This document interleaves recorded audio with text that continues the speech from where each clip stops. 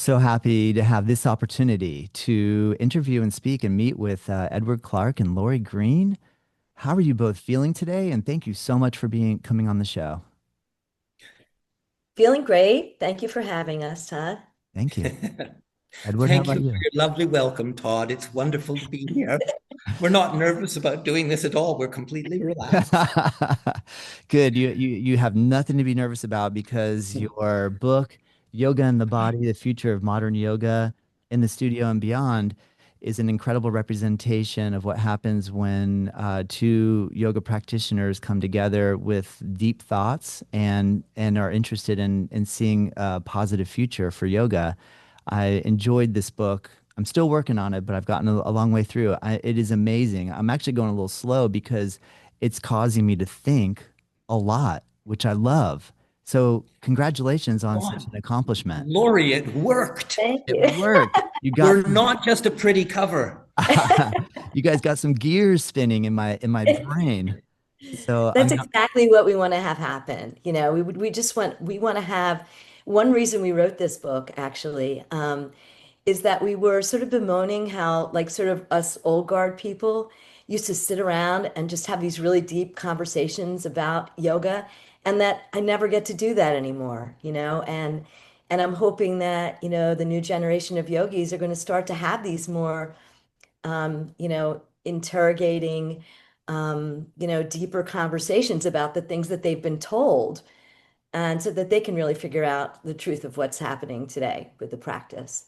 Yeah, I think we looked at the contemporary situation and felt that it was diminished in a few ways, and we were wanted to have a look at maybe why that was, but not to paint a bleak picture, but to actually go, there's a lot of possibility here.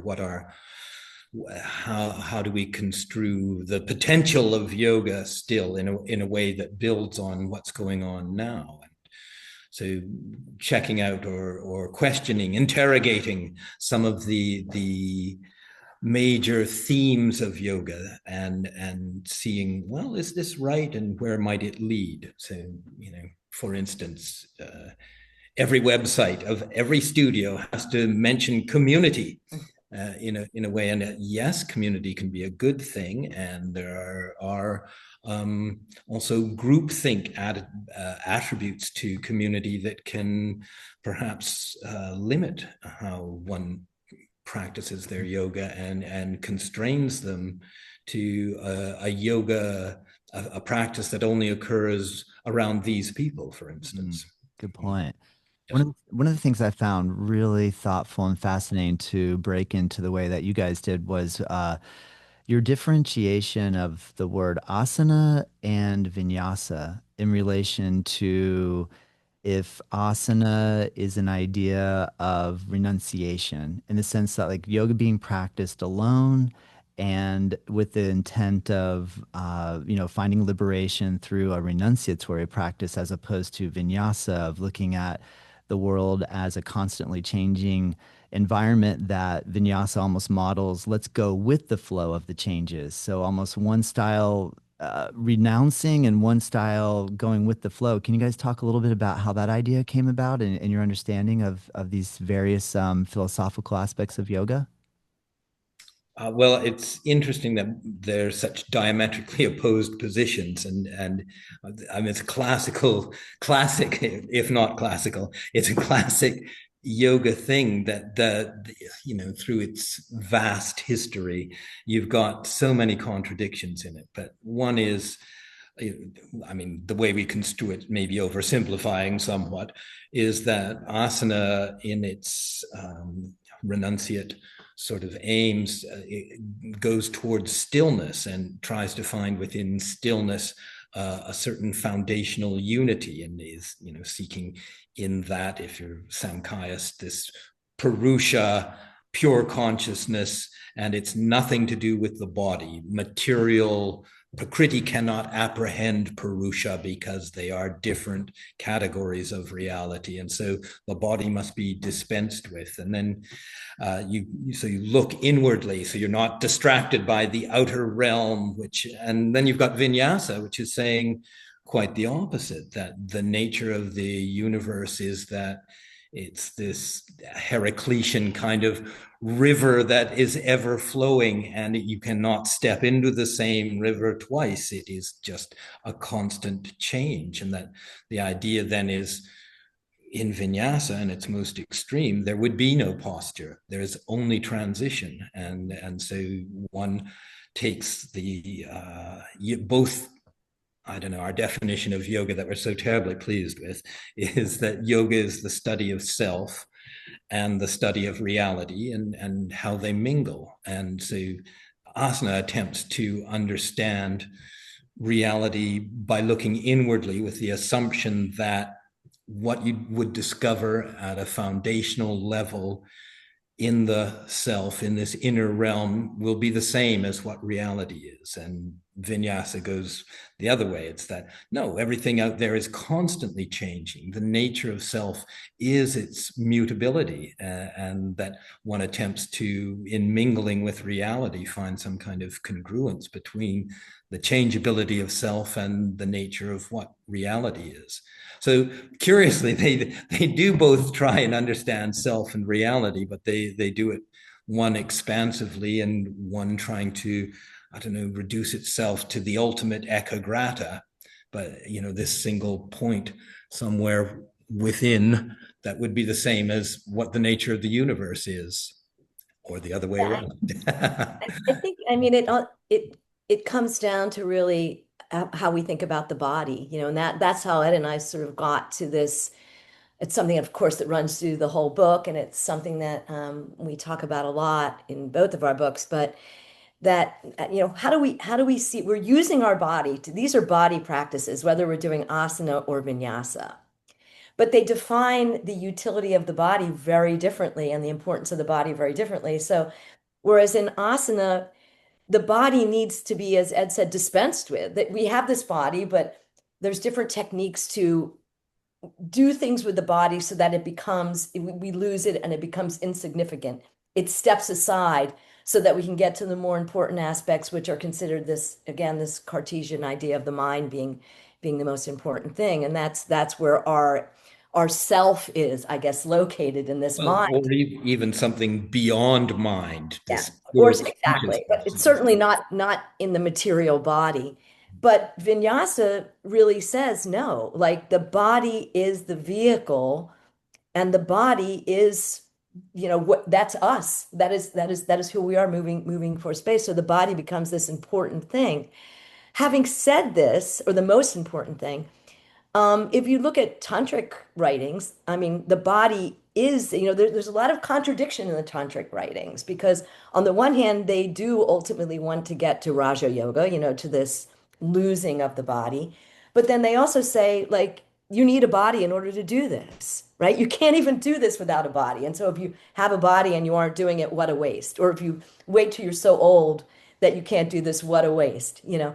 So we were really, you know, looking to really get into this, people thinking about the utility of the body as an instrument for enlightenment and for the kind of ecstatic experiences that we can have in yoga, again, outside of the sort of utilitarian uses that it's It's become for health known and for fitness. now. Yeah, like just it, and that's great. You know, health and fitness are great, Absolutely. but that's what it's become, you know, and the other things are sort of like, they're Yeah. talked about as nice, the way how people act nice or do charity work or are part of a community, you know. Good point.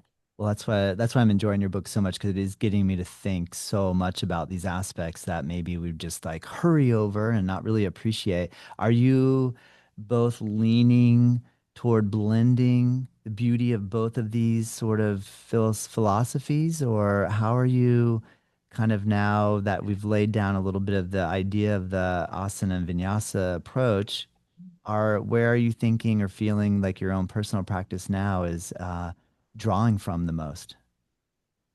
I think Ed and I are different, so I'll let you talk first, No, Ed. no, you go first. Okay, I will So then. I can contradict anything you say. Yeah, there you go. That's a smart. We got along brilliantly Let while me we hear were what you have writing. to say first, No, we Laurie. didn't Yeah. get along brilliantly. That's a Yes, we lie. did. Yes, we did. Um, I think there's a difference between, and we both think this actually, but probably differently. I think that there's a difference between practicing technique and doing yoga, and I think that both of them are useful for me. So I find there's a lot to be learned about technique and understanding the meaning making in my body, what I'm getting out of moving in a stiller practice. That doesn't mean honestly, I never practice a completely still practice, and I never really have. But I think that, when you're still, sometimes there's things you can figure out in terms of technique in the body. But if I'm actually doing yoga, meaning I'm just going for it and I want to get that experience, I'm doing vinyasa, I'm moving. But I do think there is utility in being still. And again, for me, that's about learning technique and how I'll get my body to that place. Good answer. Edward, what is your take on that? She said everything I was going to say. Oh, you should have gone first, man. You I'm should. a yeah no I'm unabashedly vinyasa-esque, but I again, yeah, I mean, you can see the merits in being able to hold still, finding stillness, both of which, I mean, prosaically, because I use the yoga outside of the studio. It has a purpose in that I present these choreographed yoga theater performances.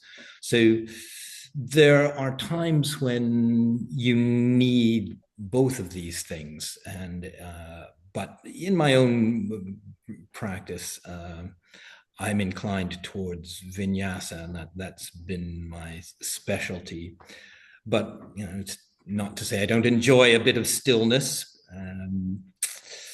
Yeah, I think, I don't know. They're both very difficult, and I would say neither of them in contemporary yoga has managed to produce a saint yet, or an unequivocal siddhi.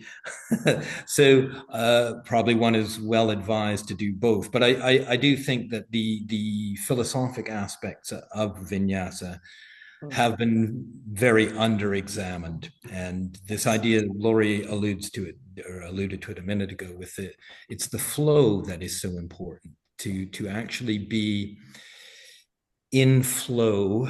And we're using that term as Mikhaili Csikszentmihalyi would use it. Check me up on the pronunciation.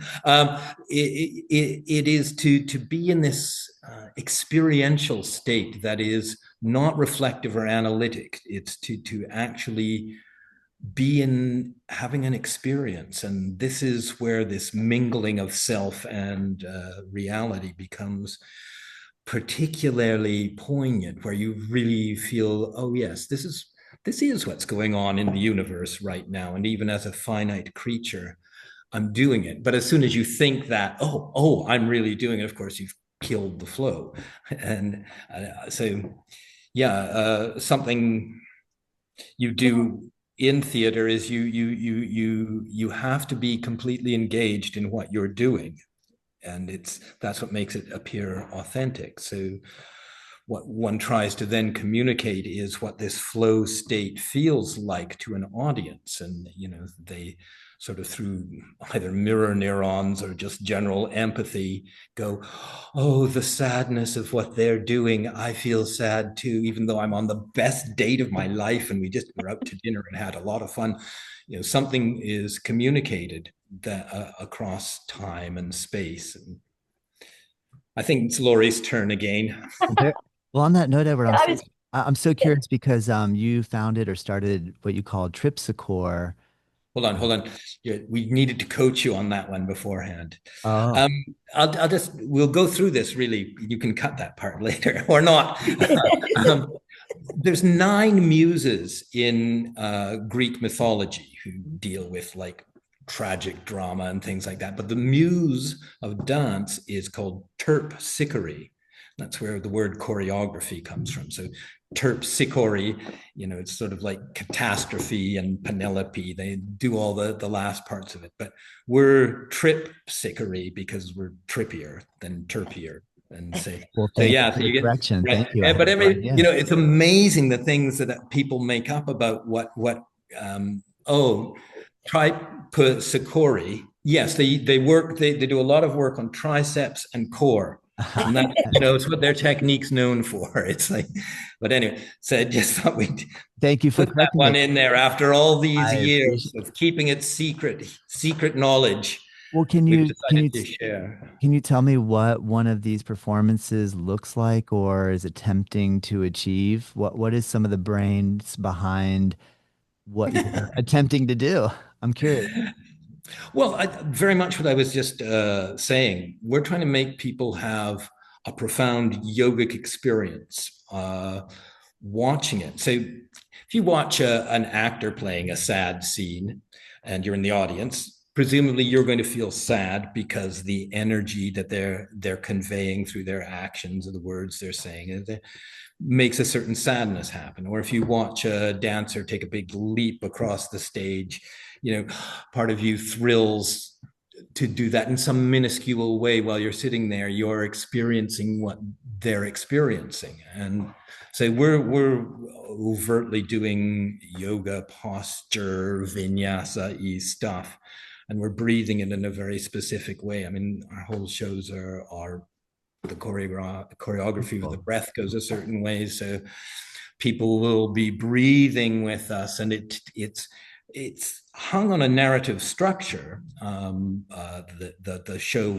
just finished a show in Spain with a group from Mexico and a couple of groups from Malaysia meeting us with another group in Spain. And basically it was sort of the conceit was, it's called La Playa, and everybody's on the beach on like March 20th, 2020. And the next day, COVID lockdown happened. So everybody's having this really nice time at the beach, and they, meet this girl, and they have the first third of the show is this really sweet time, people doing yoga at the beach and meeting each other, and it's kind of doing some rather extreme things, but you get a bunch of yogis on the beach, they have to show off.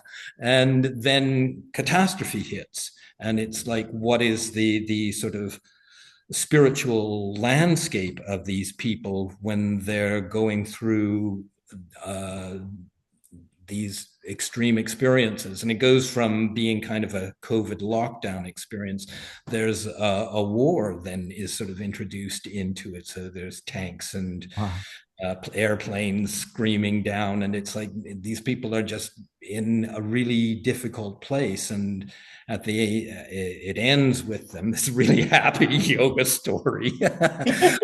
They don't know, like this girl and guy who met at the beach, who really just had this fabulous day at the beach. 7 years later, they don't know if the other one's even alive or dead, and all they've got sort of is this memory. But it is the memory is still this thing that spiritually animates them. Their love has transcended death, or maybe they're just in prison in some locked up. Amazing. Are any words used to convey this idea, or is it all done through movement and breath?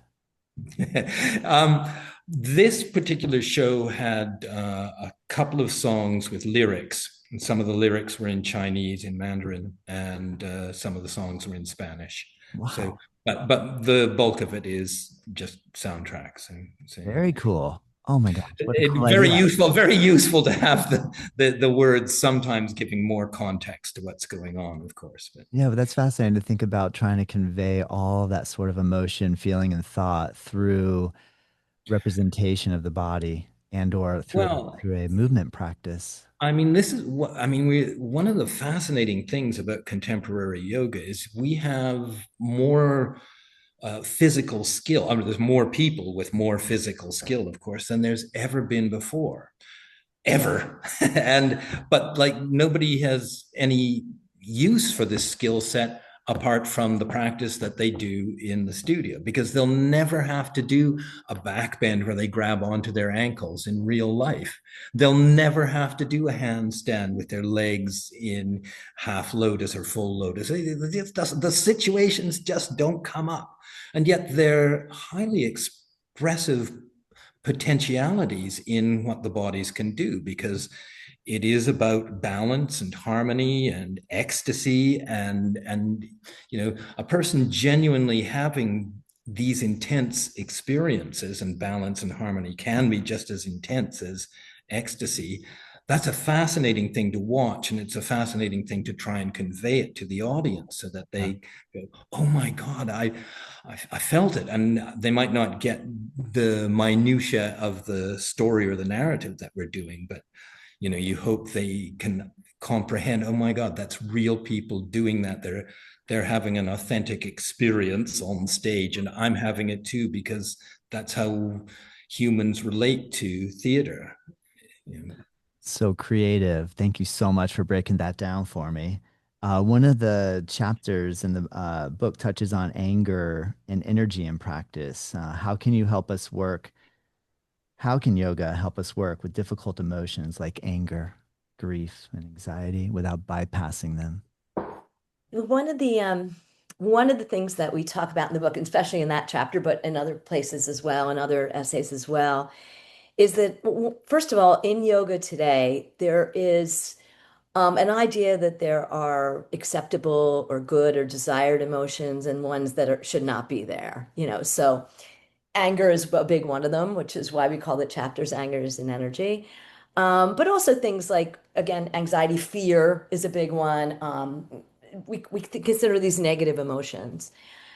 It's our position that there really is no difference between negative and positive emotions, that they all are potentially fuel, especially when they're intense. They're potentially fuel that powers our practice, that gives our practice deeper meaning. There's nothing that can spur you to have a milk toast experience more than emotional flatness, right? So it's our perspective. And we know also that there's so much emphasis in yoga right now on trauma. The assumption is that everyone is traumatized, everyone needs healing.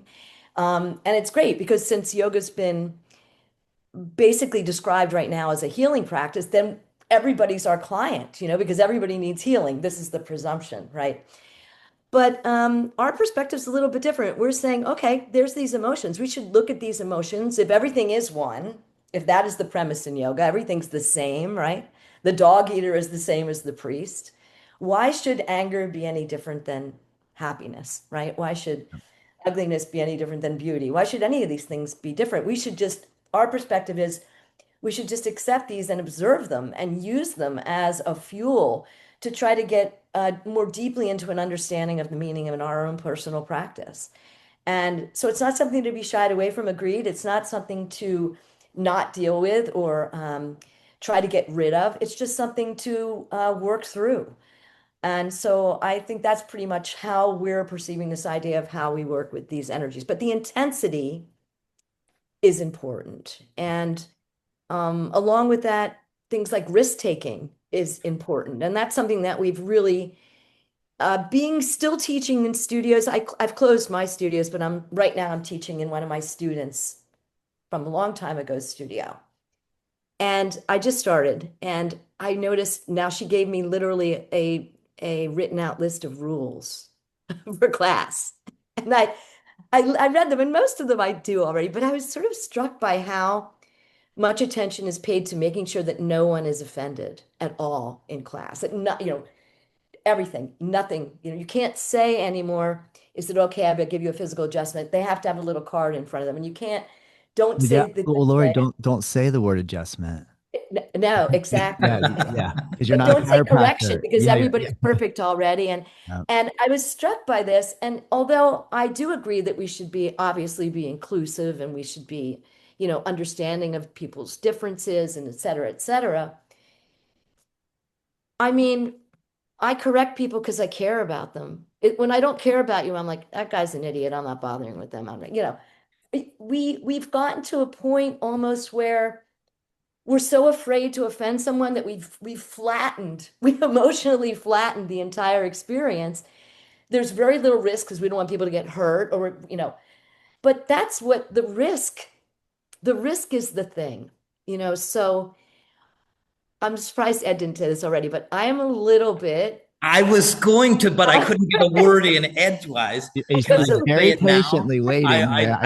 I can feel him Ladies on and the edge of gentlemen, his seat. I'm about to reveal something about Dr. Laurie A. Greene, I'm ready. Professor I'm ready. Emeritus. I've been wanting to learn more. She is an adrenaline junkie. You I didn't see me say Uh, that, but she is an adrenaline junkie. So she knows a lot about fear and anxiety.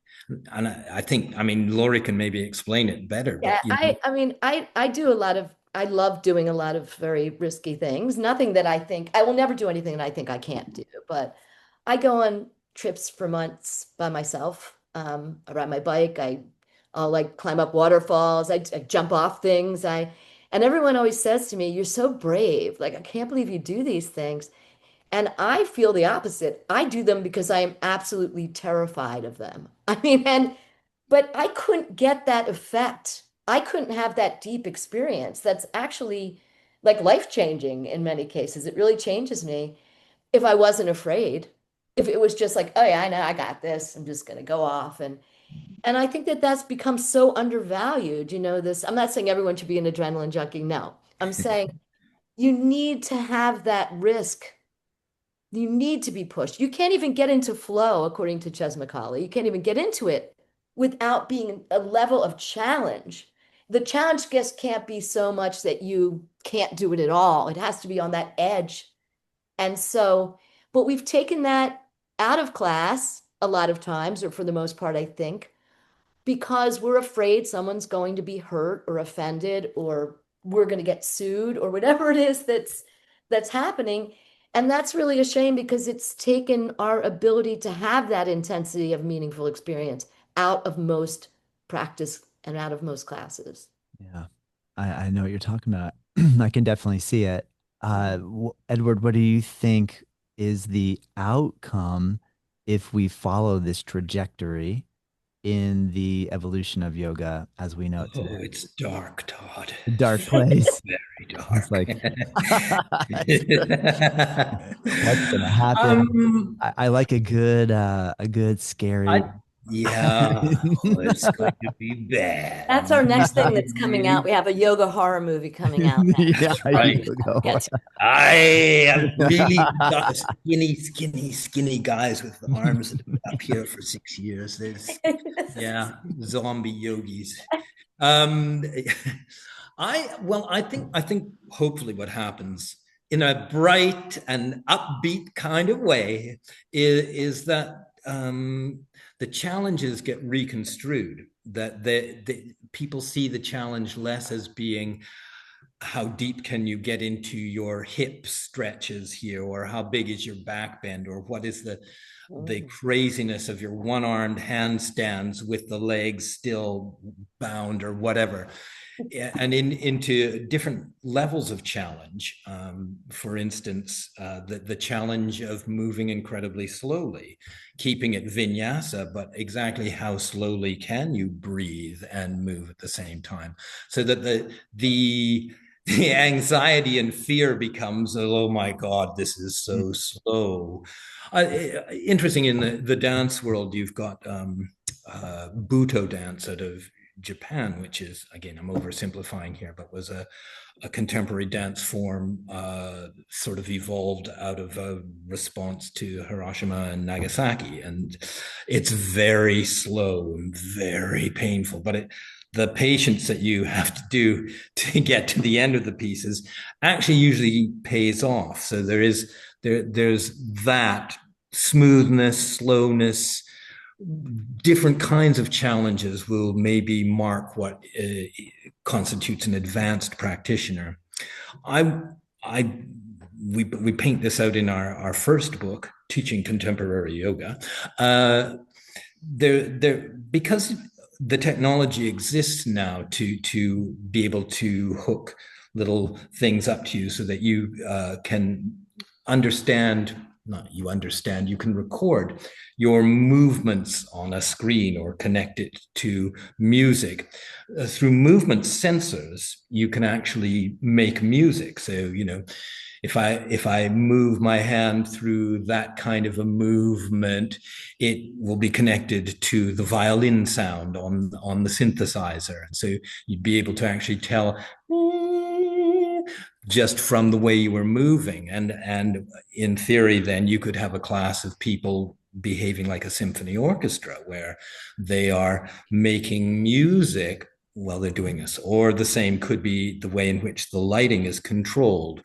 When I move my right hand, the red lights come on. And so there's a potential for people's ability to use their physical skills in yoga to begin to make much more multi-sensory experiences that might satisfy the adrenaline junkies in the world, but may also be very satisfying in just oh my God, this is beautiful. This is music. This is light. This is people in communion with one another. And the technology exists and it is being used. I mean, there's a thing called Sound Beam, which it does exactly this, and it's being used in the UK, but it's being used to teach old age pensioners, people who are like stuck in their chair and all they can do is barely move their hand. But they can make music in a way that maybe they were never capable of doing. So it's being put to therapeutic uses at the moment, and it's just hasn't found its way into a place like the yoga studio. Yeah. I think one of the things I think, and along with what Ed's saying with these new technologies, why do this? Well, one, it is a creative endeavor, certainly, and that's satisfying. But also, if, the idea that the more sensory experience we can have all at once, right? That's really the definition of embodiment, to be so completely um, at one time experiencing everything we possibly can through our senses, that really is the ultimate experience of embodiment.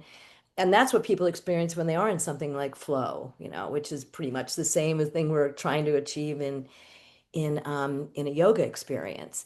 So that's the reason that we're talking about sort of these different sensory levels and the utility of them in a practice, and how do we open those up.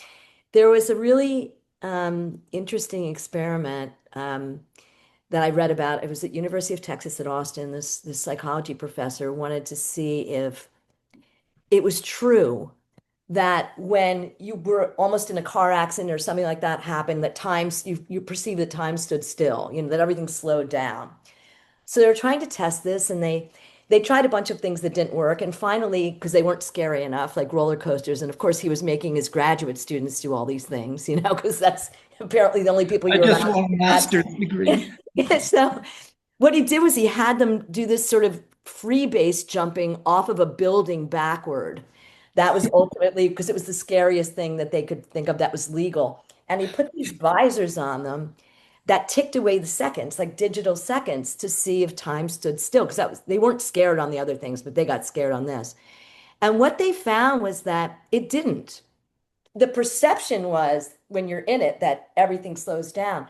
But what's actually happening at that moment is that all of your senses open up. Your body goes, ah, and there's like you smell everything, you hear everything. And it's such an overload, your brain can't process Uh-huh. all these chemical signals. So interesting. Ears like it's slow. And so I read that and I thought, wow, that's what we want to do in yoga, but Mm. without almost dying. That's the thing. How do we do that? How do you do How that? do we repeat Mm. that set of circumstances? And so this is why we go for, we strongly believe in this idea that we want to be in the sensual, and why the body has to be the central point of engagement, because the body is the sensual. That's where we're getting all that information from. And so I hope that becomes the future of yoga. Do you feel like well said, thank you. It's so fascinating. Do you think that the reason we were attracted to the intense, difficult practices before it got flattened is because it did that for us? Yeah, I think that endorphin, I mean, the idea, I think at some level, Yeah. sure there's endorphins, but endorphins come because of that. They come because we have that intensity. Now they reproduce that intensity by heating a room up really hot, Hmm. and that, Yep. but we want to do that with our instrument, and there's nothing wrong with heating a room either. I like a hot room, but it's not the same as producing that through your own actions and your own efforts. And Great point. I that mean, I hope so. I have one more question on this particular topic. I'm so curious what you guys will think. I think one of the reasons that I've gravitated from hardcore Ashtanga practice to gentle yoga is because I have an orthopedic challenge with my back where back bending really, really hurts. And so with pain, and I guess maybe the reason we flatlined a little and smoothed everything out and trying to make things simple is because we're looking back at the way we lived our lives in the past and wonder, had we done things a little differently, would I be in as much pain as I am now? So I'm just kind of curious where your thoughts are with your own personal practice and what type of experiences you've had with pain and how that affects your decision making as you move forward. It's an interesting question. So we've all, you get to be a certain age and yeah. Um, I have rheumatoid arthritis. I just actually discovered it, but I've had little things all along. Like I'm extremely lucky, nothing major.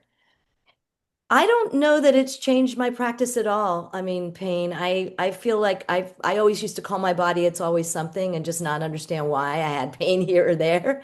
But I just try to work through it in a smart way, in a way that explores why I'm in pain, exactly what it is, tries to figure it out, and then work within the confines of whatever is going on at that moment. I personally don't really pull my practice back from things. Although I will admit there are some things I won't do anymore because they'll always hurt me. I'm not good after. But those are the same things that honestly hurt me before. I just didn't want to admit it. Well, I hear So you. I think we all have our own ways of trying to understand. I mean, a certain amount of pain is inevitable, right, in life. I say to some of my older students, look, you have two choices. You can sit on a couch and watch TV from now on, and you'll probably feel just fine, but you won't be able to do anything. But if you want to still be able to climb a mountain, it's going to hurt, How and many how that's many channels? How many channels? and It's it going to shouldn't have to influence. hurt bad, but you're going to feel your body, and I also think it's defining pain is also another. We could be here all day doing that. Like, what exactly is that? But Edward, I will leave this to you because you've actually written some things on pain. So, Yeah, I think there is a leitmotif running through yoga that because the nature of Prakriti is that it always ends, that it through change, whatever is won't be again. And so there's this idea that brings about sorrow. And so everybody you know will die, and that's a sorry thing. And, uh, it kind of has, as I say, it's a leitmotif. It's not completely there, but things are not good, and so you might as well turn away from life. But it would make just as much sense to construe everything as potentially delightful. And it's your practice. What can you do to make your practice the most delightful it can be? And if doing aggressive back bends does not bring delight, there's no reason to do it because you're never going to need those big back bends for anything.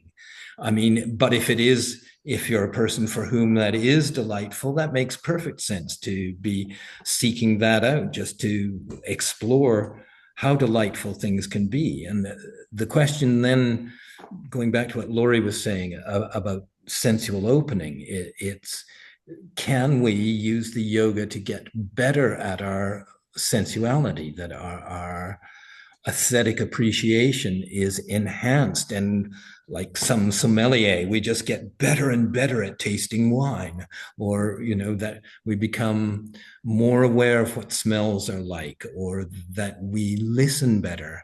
And it's sort of the vinyasa antithesis to the asana pratyahara, where, pratyahara, it's withdrawal of the senses, like cut them off because they'll only distort what the reality is. They'll only present some simulacrum of what reality really is in your mind.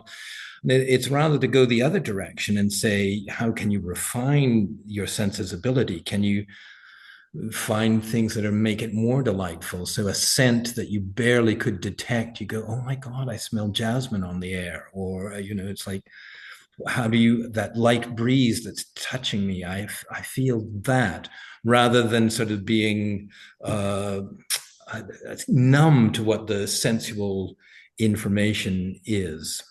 So I think that's, I'm becoming a base sensualist the older I get. I'm just trying to come up with philosophic reasons for why that would be. But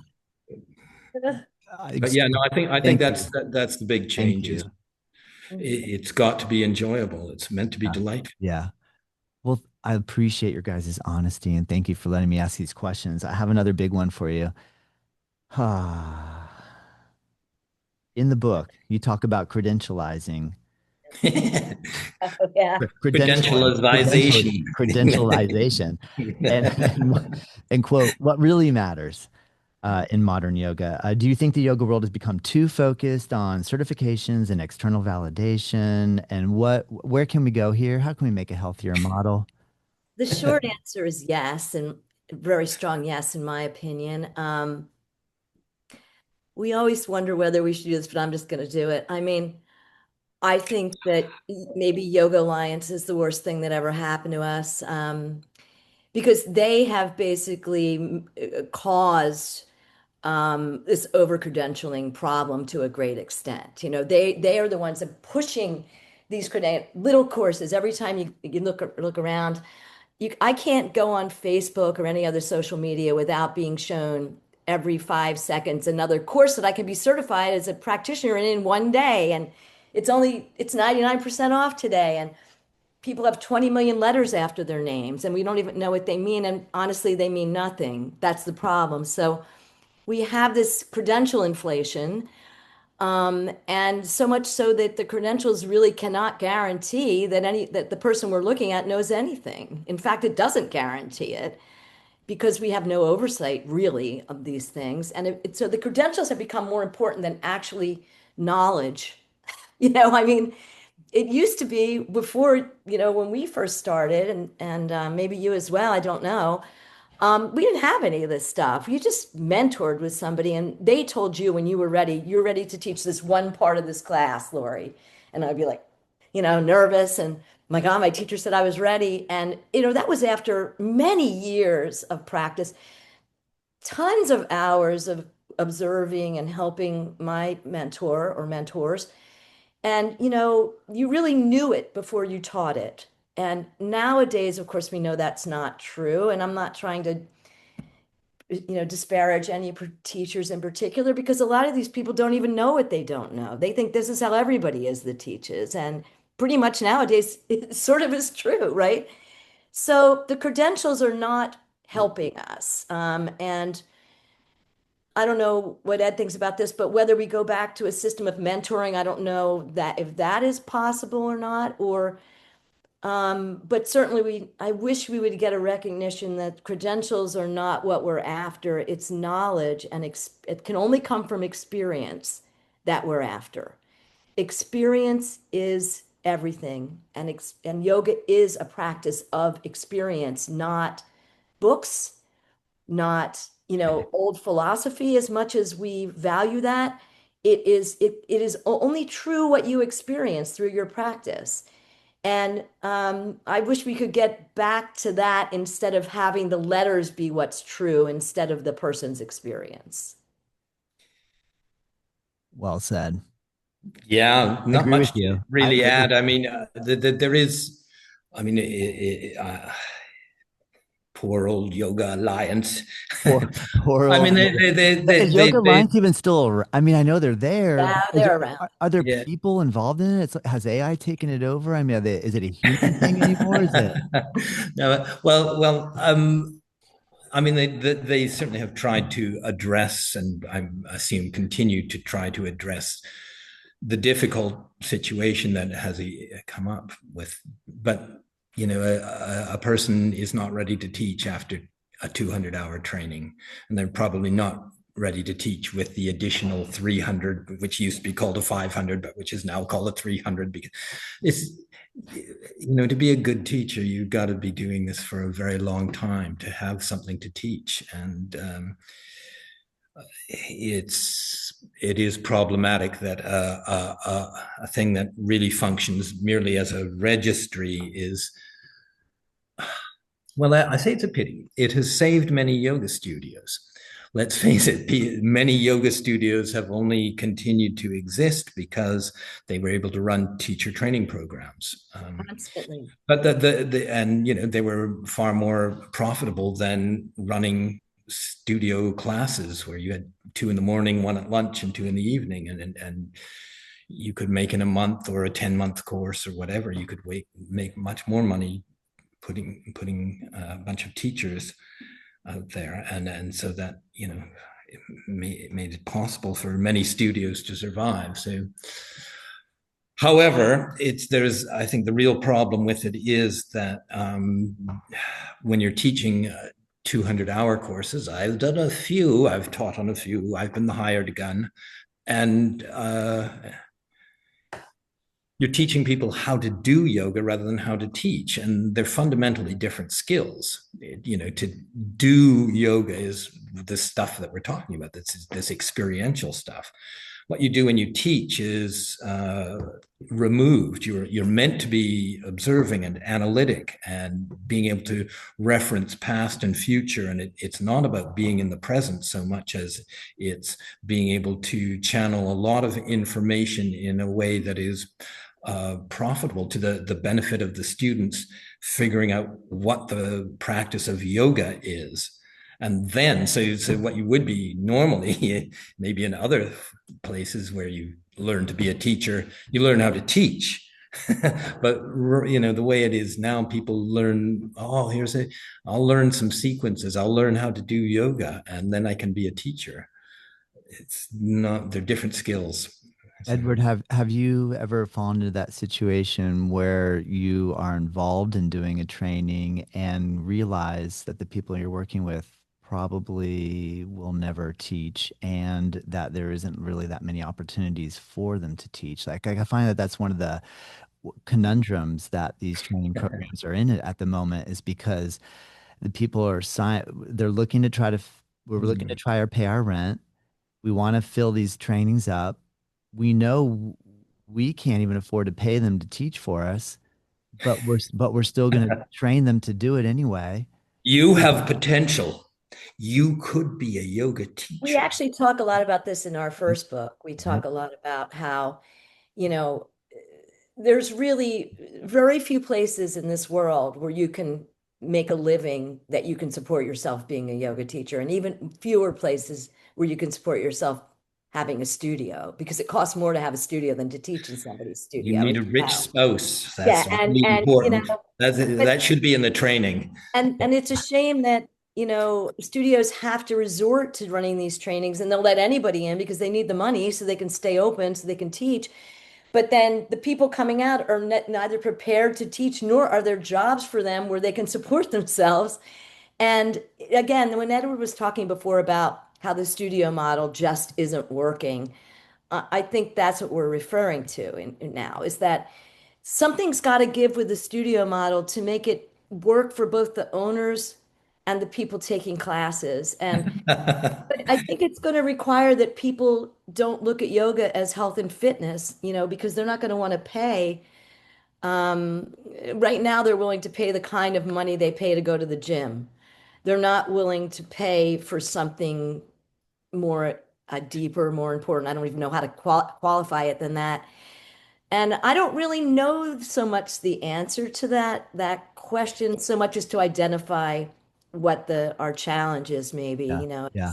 that I love think is, you know. one direction it might go would be to make things more course oriented. I mean, part of the problem with the studio model is you've got the beginners class Monday, Wednesday, Friday, and you've got the same beginners on Monday and Wednesday, but there's some new ones there on Friday. And then the next week, there's different people. And unlike what happens when you actually have course material, you get through a course. This is what we're going to learn. This is the information. Everybody's meant to be there, and this is how we do it. People need to Is commit. They need to commit to do that, and that's a Yeah. more difficult challenge, though, for them. and because I don't know, are yoga people flakes and they have trouble committing? Maybe that's part of the problem, but also it's because the what's being offered is not seen as being sufficiently interesting. It's a thing I do, like flossing my teeth. It's good for me. It's about health and fitness, rather than, my God, I'm so excited to be going to yoga, because it's like the stuff that gets talked about, the things we do, it's like the most exciting part of my week. This is the bit I look forward to. And this is why having a teacher who really knows what they're doing actually makes it like, okay, this is this is a big entertainment. It's entertainment and it's intelligent. I mean, it's, I don't know. Yeah. And Do we have a good model?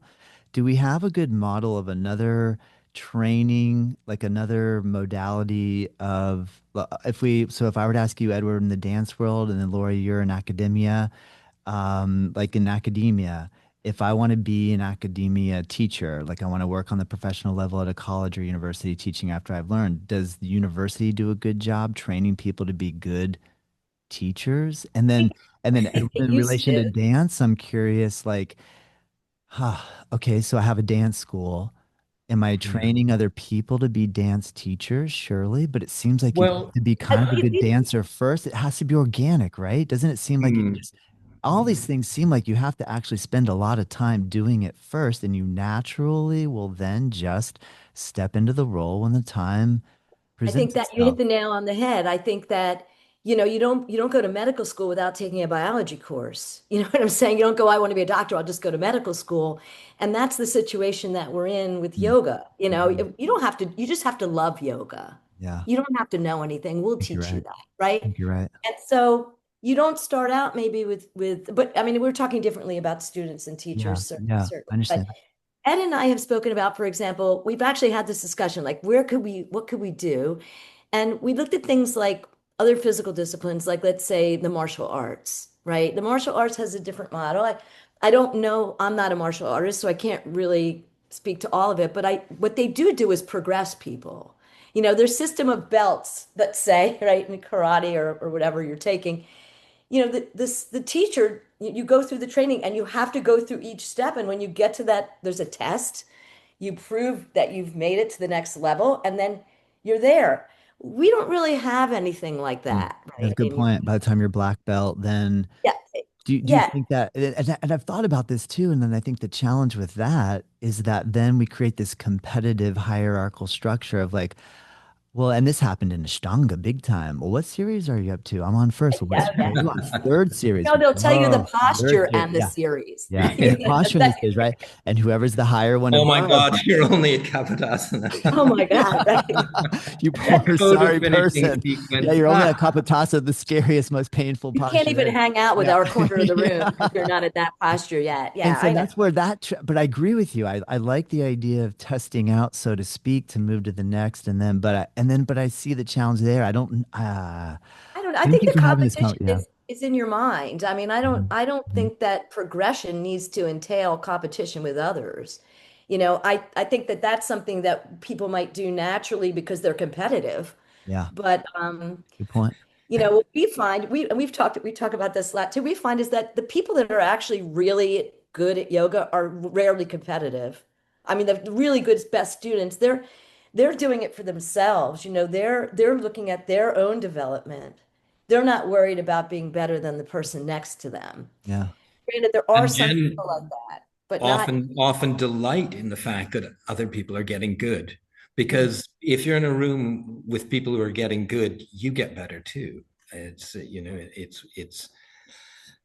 only the people who think they're losing in competition who think things are competitive, I've Right. found. Right. Yeah. As long as you think you're getting better, that this is, wow, this is a great situation. So and so is better at back bends, but like my forward bends have really come on great, and oh, I'm so happy for them, and that, I mean, And you really does happen fairly often. Yes, and you really you see this as I've seen this so much in my own practice. Maybe I should have said this before about when we get older. There's things that you lose. We've probably all been there, the three of us. There's things that you lose that used to be like, oh my God, I can't, I'm just not being able to hit this every time with ease anymore. But then there's things I am so much better at now than I never used to be able to do. Well, can And you so give me an you need to example? appreciate those, I'm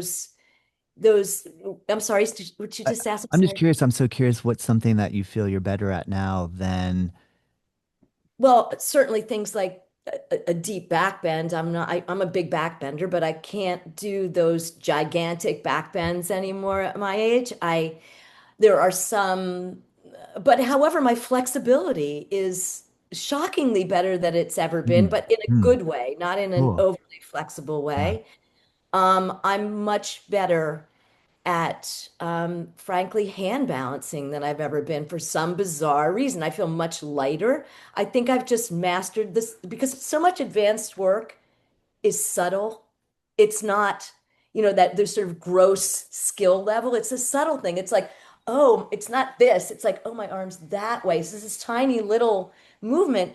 And I think when you figure that out, certain things that take finesse you get better at. And I think I'm much better now at the things that took finesse rather than at the things that took more, Yeah. Brute let's say strength. flexibility. Yeah, Mm, yeah, that's strength, I cool. get, or like fortitude. I think the finesse is there. And so those things I think I'm smarter at. And I understand more. I'm Mm, smarter, than I used to be. yes.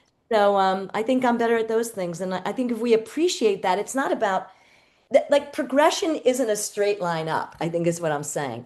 And so it ceases to be a competition when you cease to see it as, going straight up a ladder. It goes in different ways, the way that we develop. And if we can appreciate development rather than, some sort of straight line of progression, like in the Ashtanga series, I think that we lose that. Maybe that's why Ashtanga can be competitive because it does have that set sequence that can't change. Yeah.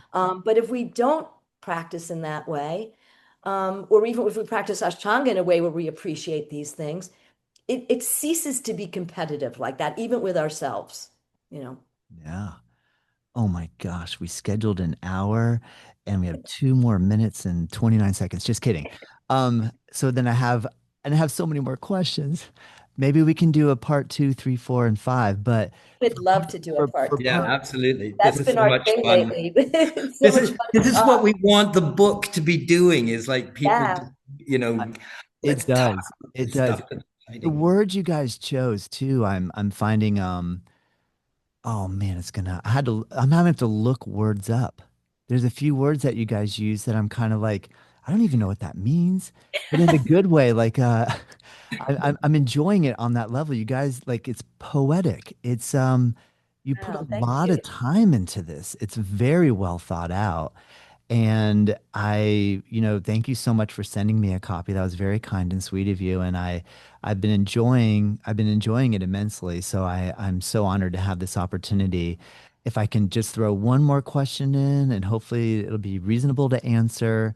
Edward, is there a myth you want to bust? Is there a myth that you feel we need to talk about before we close that you think really is holding us back as a yoga, either solo practitioner community Well, it's practitioner? just a little one, and it's just the first thing that springs to mind. Please. Because I mean, we've written a book that people describe as scholarly, but it's not really an academic book. It's a little bit of an academic book, but it's really a trade book. But it's a crossover book, and I think there's the heavy duty academics look a lot at the ancient texts and the sociological aspects of what's going on in modern yoga. And I'd like to see the academe pay more attention to what's the actual practice is about. So it's, I think, kind of the myth that the ancients really knew it all and the knowledge has been forgotten. And that, if we just translate a few more versions of the whatever. Trying to think of some of the ones that James Mallinson quotes, because I mean, he's a brilliant academic, and I mean that whole Oxford crew, fabulous work. Not But at Oxford anymore. well, He left. anyway, but anyway, I mean, New news, new news. Yeah. yeah, in a way, very interesting. I don't want to disrespect that, because I find it fascinating to read about, but the complete lack of academic writing about the actual practice. There's more being written in sports medicine about stuff that is exciting in terms of practice, and it's again it's timid about going into some of the yogic stuff, this stuff about intensity and the spiritual significance of that. Yeah. It's not being properly addressed. And so I'd say that one. I don't know if Laurie's got a myth to bust herself. I totally agree with that one. But I would also say that without doing any disservice to the ancient texts, the myth I'd like to bust is that somehow what was said in the ancient text is akin to gospel. Because first of all, we only focus on a few texts in a huge canon of writing, and that's an accident of history, and I would attribute that mostly or blame mostly that on Vivekananda and his presentation at the Chicago Parliament of Religion that made what we do here, who redefined yoga in the way he wanted, right, as Raja Yoga. Um, and so, but these texts are meant to inform us about what the ancients thought about yoga. They're not necessarily what our experiences would be. So that myth I'm hoping will allow people to learn from those past experiences and then use that to experiment in the present so that they get to decide what yoga is and what the truth of practice is. And again, it always makes me laugh when I have students who, like, outside of the studio are like scientists and doctors and lawyers and Indian chiefs and believe in science, and they walk into the studio and all of a sudden, like, they believe in fairies and crystals and chakras, which they would never believe anything like that in any other venue. And there's no need for that. We should believe what we believe, whatever. Even if you believe in fairies all the time, great. I'm just saying there's no reason that we can't be the same people in the studio as we are outside. We don't have to bifurcate our lives. And I think we do that in an attempt to save the sanctity of this ancient knowledge, which we consider correct without question, right? It's Shruti and sacred. That's the myth I'd like to bust. Nice. Oh man. So much. So much. And we got a long way to go and a short time to get there. How can we Oh, Smokey, you said it so well. Oh Smokey and the my. Bandit. Thank you. Thank you. You guys know what I'm talking about. Finally, I'm in good company. I'm not I'm in my age range, and with people who've been at it for a long time. Oh my gosh, what an honor and a privilege. You guys, thank you so much. I feel like what you're doing is asking questions, and by asking questions, this is how we can grow and learn and progress. And I ultimately feel that you both love yoga so much. It has played such a huge part in your lives that you're wanting to ask these important questions so that it'll have meaning for the future generations that come in contact with it. So I think that's what a great Todd, task to we take quote on. you on that. That's going Yeah, we on the want to. website. That's exactly what we want. Yes. Yes. Thanks, Todd. And Oh thanks my for gosh. having us. Oh, what Really a enjoyed, pleasure. really enjoyed Thank listening. you. Thank you so much. I really don't want to hang up, but I hope we can do it again. So I found you guys really thoughtful, and I really appreciate it. Thank you. Thank you.